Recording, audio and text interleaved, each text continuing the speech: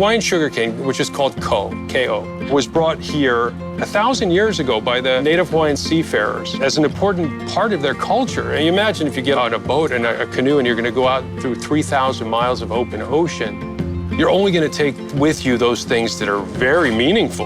And as it turns out, Kō, sugarcane, was one of them. When sugarcane got here, it was going to be used not in the more traditional sort of sense from the Western ideals, but instead for just day-to-day survival, drought prevention, religious ceremonies, medicinal uses, a myriad of different uses. When you're thinking about the history of Hawaii, you've got Hawaiians growing what they need to survive. Then you've got contact with the West. You've got sort of propagation of these plants that are now going to be used for commodities, for money. And as that timeline goes forward, you gain a lot of wealth, and then it becomes better to do it somewhere else from the bookkeeping side of things, and it goes away. I mean, 100 years ago, all of these islands were covered in sugarcane. I mean, we had a lot of pineapple here too, but all the islands were sugarcane. I mean, that was the biggest part of the economy. And the Hawaiian canes all sort of disappeared into botanical gardens and private collections and things like that, and people started to forget about what they were. And to me, that was sad. I had no idea. I just figured the sugarcane was around.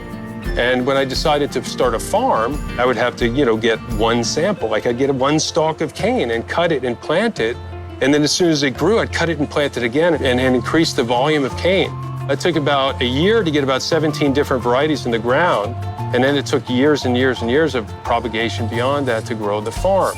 But I couldn't possibly say this could have even been done without the help of not only the Hawaii Agricultural Research Center, but just all the people involved in agriculture and Hawaiian history that were instrumental to us being able to do it. And I think we have the most comprehensive collection of native Hawaiian sugarcane in the world, just in our own farms. And I've had many people tell me, that they didn't know. Oh, I had no idea this sugarcane was always a Hawaiian product. We always thought it was just brought here by the mills.